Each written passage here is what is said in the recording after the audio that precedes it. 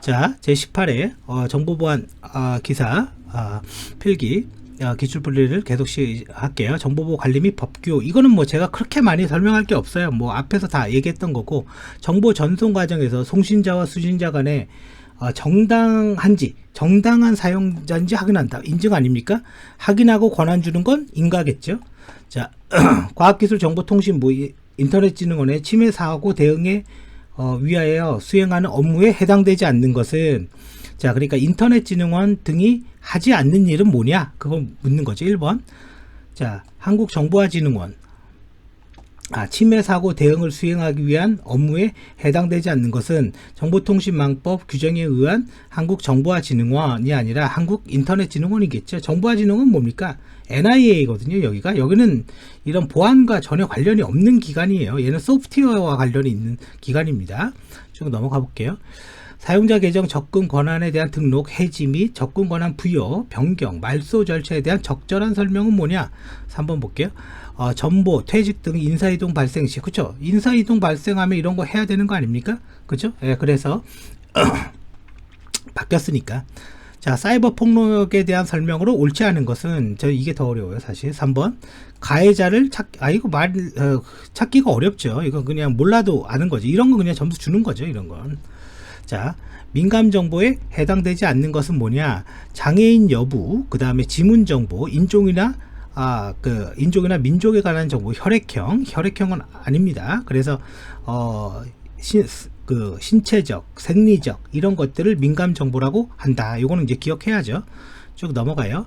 이건 위험 분석 기법인 거죠. ISMSP의 위험 분석 기법은 엄청나게 중요합니다. 뭐 답이 1번인가 보네요. 시나리오 방법이라는 건 뭐냐면, 항상 우리가 모르는, 알려지지 않는 위협을 시나리오를 잡아서 아마 이런 일이 있을 수도 있지 않을까? 이렇게 하는 게 시나리오 방법이에요. 그래서 시나리오는 위협이라는 말이 나오거나 알려지지 않는 어떤 사건에 대해서 시나리오를 잡아서 한번 추론해 보자. 그게 시나리오인 거고, 델파이는 전문가 기법이에요. 전문가가 위험이 높다 낮다 판단을 하는 거야. 근데 판단을 할 때 이 델파이라는 말은 원래 회의를 하는 방법입니다. 원래는 그 회의를 하는 방법이 전문가 판단에 쓴 거죠. 근데 어떻게 회의를 하냐? 중재자를 통해서 회의를 하세요. 모든 전문가들은 익명성으로 회의를 하세요. 그리고 전문가들의 의견이 차이가 너무 크면 반복적으로 다시 하세요. 그게 델파이 기법인 거예요. 쭉 이제 넘어가 볼게요. 가명정보, 그죠? 가명정보는 개인정보가 아니죠. 틀린 것은 뭐냐? 3번 볼게요. 가명정보 및 개인정보를 원래로 복원하기 위한 추가 정보에 대해서 개인정보 처리자가 임의로 조치한다. 이게 무슨 말이냐면, 예를 들어서 A라는 값을요, 가명 처리해서 B가 나왔어요. 이때 암호화키 C를 썼어. 그럼 요 C가 있으면 사실 이렇게 돌릴 수 있죠. 그죠? 또 암호화 시켰으면. 그러면 요 C를 관리하는 사람은요, 개인정보 처리자가 아니라 추가 정보 담당자로 따로 지정을 해야 됩니다. 그래서 요거 실기에 나올 수가 있습니다. 그리고 가명 정보는 통계 작성, 과학적 연구, 공익적 기록물 등이 있습니다. 실제 등도 있는 거예요. 등에 동의 없이 쓸 수가 있다. 이 세 가지 영역에 대해서, 그죠? 세 가지 영역에 대해서. 자, 그래서 그렇게 알아두면 되고요. 그래서 3번이 잘못된 거죠. 쭉 넘어가 볼게요. 위치정보 기술에 대한 기술적 관리적 보호 조치의 권고는 뭐냐? 참고적으로 위치정보에 관련된 거, 위치정보법은요, 필기에서는 한 문제 나오지 실제 실기에서는 안 나옵니다. 그래서 따로 공부하지 마세요. 자, 이게 4번인가 보네요. 권고의 내용을 틀린 것은 법인이나 단체는 의무적으로 위치정보 대상에 포함이 된다. 보통 어느 정도 상식적으로 풀 수 있는 문제가 되는 거죠. 그래서 이렇게 그냥 넘어가시면 돼요. 이런 건. 개인정보 안정성 조치에 대한 용어로 틀린 것은, 개인정보 파일이 뭡니까? 체계적으로 배열한 집합물. 그냥 엑셀도 개인정보 파일이 되는 겁니다. 그죠? 그다음 바이오 정보, 생체 정보겠죠? 내부망, 물리적 망분리, 접근 통제에 의해 인터넷 구간의 접근 이 통제 또는 차단되어 있다. 그죠? 인터넷이 안 된다. 그런 얘기죠. 뭐 이거 다 맞는 겁니까? 2번인가? 그죠? 2번이 틀렸나? 맞네요. 자, 그래서 2번 개인정보 처리 시스템이란 데이터베이스 등 개인정보를 처리할 수 있도록 체계적으로 구성한 시스템이다. 이거 법률의 용어인 거죠. 개보법에 2조에 들어가 있는 거. 그래서 뭐 이런 거를 그냥 좀 읽어보면 되는 거지. 이렇게 외울 필요는 없어요. 쭉 넘어가 볼게요. 최고 책임자가 겸직 가능한 업무로 부적절한 것은 뭐냐? 최고 책임자 뭡니까? 제일 정보 보안에서 제일 높은 사람 이렇게 생각하면 됩니다. 정보 자원을 운영하는 CISO 그리고 IT 임원 그죠? 그 다음에 CSO 등 조직 관리 총괄 업무 이거는 안 된다 이거죠. 자 그래서 우리가 여기에서 이제 중요해야 될 건 바로 요 내용입니다. 최고 책임자는 정보보호 계획, 그 다음에 실태 점거, 감사, 위험 식별, 훈련과 모의 훈련을 해야 된다. 그죠? 요거는 반드시 알아두시고요. 자 그렇게 쭉 보면 요 문제 풀이로 보시면 될 것 같아요. 개인정보 취급자가 금지하는 행위에 대한 설명으로 틀린 것은 ISMS 인증 업무를 종사하던 자가 직무상 알게 된 비밀을 학생들에게 이거는 뭐 그죠? 이런 거 하면 안 되죠. 그죠? 이거 말이 안 되는 거죠. 네, 이런 거 하면 안 되죠. 답은 이게 아니네. 그렇죠? 이런 거 하면 안 된다. 그죠? 처벌될 수 있다. 맞는 거죠. 회사 개발 업무에 종사하고 있는 직원이 학위 연구 논문을 위해 고객의 개인정보를 열람하여 노트북에 내려받아 실험한 것은 개인정보 유출로 간주되지.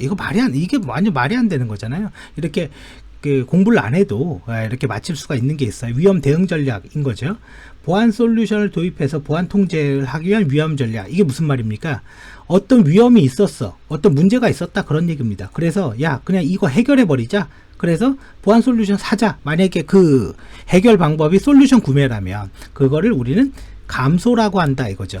어떤 문제가 있어서 그냥 두자. 위험이 터지면 그때 해결하자. 근데 경영진한테 승인은 받아두자. 그게 위험의 수용이라고 얘기합니다. 이거 4개 엄청나게 중요합니다. 아니면 그냥 우리 사업하지 말자. 회피. 전가 외부 업체한테 의뢰하자. 우리 아웃소싱 주자. 그러니까 이 일은 니네가 알아서 해. 우리는 우리 원래 할 일 할래. 그게 전가. 보험 같은 거. 자 93번 조직 책임의 역할, 책임에 대한 설명으로 부적절한 것은 2번. 제가 이거 답을 보는 이유는 이걸 다 읽기 싫어서 그래요. 모든 정보통신 서비스 제공자는 최고 책임자를 지정하고 신고해야 된다. 아닙니다. 신고 의무 대상이 있는 거예요.